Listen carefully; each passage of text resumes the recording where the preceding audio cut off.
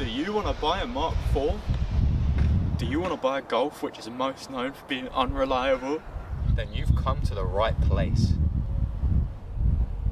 If you are planning to have a look at one of these cars, one of these Mark IVs, there are a lot of faults, stereotypically, for this car. As I will show you, when that check engine light turns on, you may think that means trouble. Honestly, half the time, it's for something stupid, like thermostat. Here is a list of things that you want to look out for when buying this car. Number one is rust. I got quite lucky with mine, as there was practically no rust. 2 or 3 most obvious signs here, somewhere along the front, because of like stone chips and shit, and then people don't get that back, get that painted again so that it goes all rusty. Yeah, I don't think I got any rust again, but check around there, there's usually rust, there might be rust. Ah yes, this one's fun. The dealership or the person or whatever gives you the key to the car. You unlock it and you think, hooray, all the doors work like normal. Or do they? It's just gone. Unlock it and unlock it. And this gets really annoying when you have friends who keep trying to get into that door. Even if you come into the inside and try and open it, you literally can't. Sometimes it works, sometimes it doesn't. I'm not really sure why. But yep, that's the door locking module, which is somewhere in here. Or in this case, I would open up this door, but it doesn't fucking open. It can be a relatively simple job if you know what you're doing and if you've got the tools, but it takes time. I haven't done it because I probably don't know what I'm doing and don't have the tools. Usually when I open the boot, the light doesn't come on. First thing you might think is the bulb's gone. That's probably not the case. I'll tell you what is the case. In here, I tried to clean it. You get a leak in your squirter washers at the back. The rear windscreen washer squirts out of here, drips onto the door lock, the lock-in module, and it rusts everything. So sometimes you unlock it, it'll still unlock, but you unlock it and then 5 seconds later the alarm goes off because it thinks it's not been unlocked, but it can still sense the movement, which is just annoying as hell. If you open it, it doesn't know that it's open, basically. It won't tell you on your dash. Now, the next one, oil level.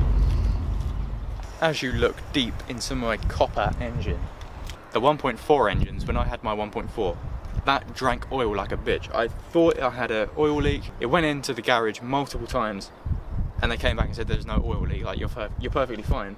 Because the 1.4 engines are just known for drinking oil and you need to top up every like 2 months and it's ridiculous.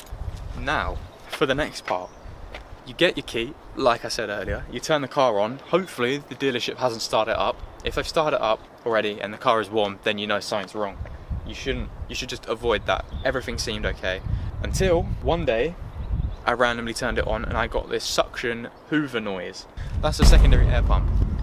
I wouldn't be put off by that noise because it's actually a really easy fix. You don't need to buy a new car, but basically where the air pump, where the rivets have gone in, they've like broken, so it's got a little bit of a leak, which is why it's making a noise. But you basically need to go under the car, take that out, drill out the old rivets, and then bolt it back up with new hoses, or you can just delete it. And the next one, very, very, very, very, very common problem. So if you've got a completely standard Golf and the check engine light is on, this is probably your issue. I had this with both my cars and with my mate's car. Is the thermostat.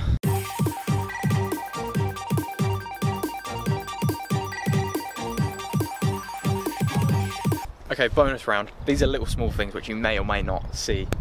First one, oil. You may open it and see gammy shit, but luckily on mine is not. Your first initial reaction is that it's probably, oh no, that's my head gasket gone.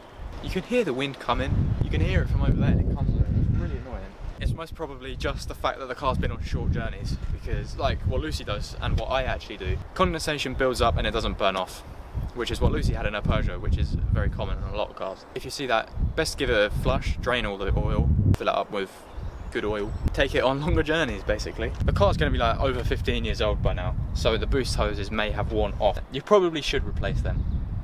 I don't know, I'm not the expert, but that's just my advice. We're inside the car now because it's getting way too windy outside, but the next one, little one as well, the immobiliser might come on for no reason at all. You put the key in, this is common on my car, I probably won't do it. No. Sometimes you start the car and it goes boom, immobiliser, and then it'll cut out your engine. It's probably something to do with inside the ignition barrel. It still happens to me sometimes because I haven't found out what it is.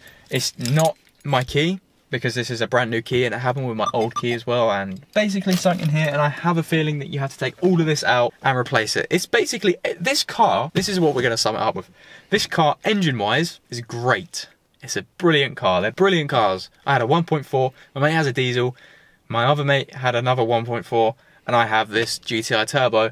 They're good cars, all of them, but where it's just getting old, things wear, and things wear away, like the door module thing, and the thermostat, and the immobilizer for some reason has gone, but it's all electronic, basically. I think, were they all electronic? So pretty much everything that goes wrong with this car is electronic or sensors. It's an old car, you're going to have to replace some stuff. It's not going to be perfect, but the actual engines, they are known to go on for miles. Mine's on 104,000, still going strong. Apart from that, I don't really have any issues with it. They're good little cars. Not really little, they're quite big hatchbacks, but they're good cars. Let me know if you have any common issues with your Golf, because like obviously I want to look out for some stuff on mine.